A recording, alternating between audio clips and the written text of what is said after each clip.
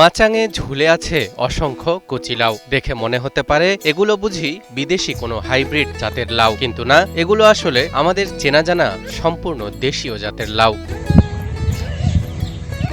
আর অবাক করার বিষয় হলো, কোনো ধরনের রাসায়নিক সার বা বিষাক্ত কীটনাশক ছাড়াই সম্পূর্ণ প্রাকৃতিক ও জৈব পদ্ধতিতে এই লাউ চাষ করেই বাম্পার ফলনের দেখা পেয়েছেন এক সৃজনশীল কৃষক। বসতবাড়ির আঙ্গিনায় সাধারণত অনেক মানুষেরই জায়গা পড়ে থাকে। আমি এই প্রতি জমিতে লাউ করেছি। এই 3 থেকে 5 শতক জমি হবে, আনুমানিক 5 শতক জমি হবে। এই 5 শতক জমিতে একদিন পর পর 30টা করে লাউ কাটছি। 30টা, 32টা, 27টা, 28টা।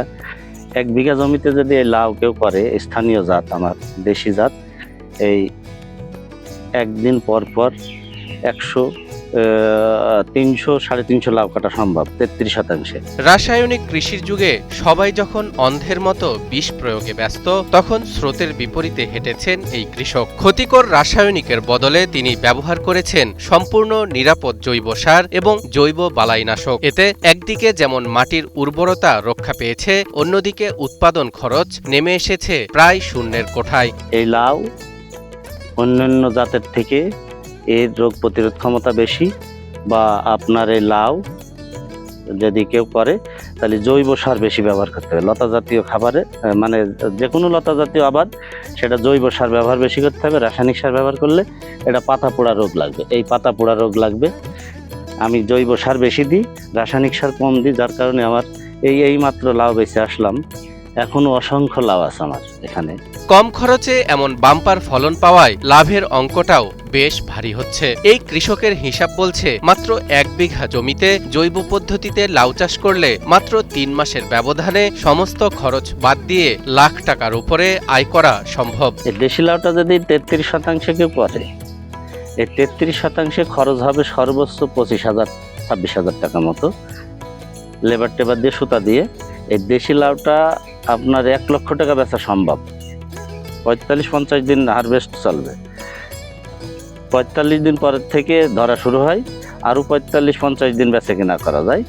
এই খরচ বাদে 1 লক্ষ টাকা লাভ হওয়া সম্ভব।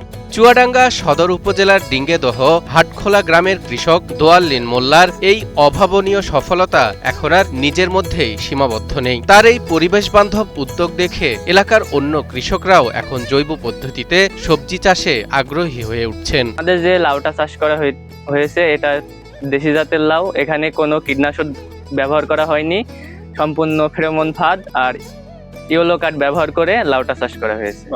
দোয়াল্লিন ভাই যে দেশি লাউ করছে, এটা হাইব্রিডের চাইতেও কম না, তো অনেকই ভালো। এগুলো দেশি জাত, মাঠে কেউ করে না, মাঠে করলে ইচ্ছেও অনেক ফলন বেশি হবে। কৃষি সংশ্লিষ্টরা বলছেন, এই ধরনের উদ্যোগ একদিকে যেমন নিরাপদ খাদ্য নিশ্চিত করছে, অন্যদিকে দেশের টেকসই কৃষি ব্যবস্থাকে নিয়ে যাচ্ছে অনন্য এক উচ্চতায়। এই দোয়াল্লিন ভাইয়ের এই লাউ বাগানটা আমি দেখতে আসছি।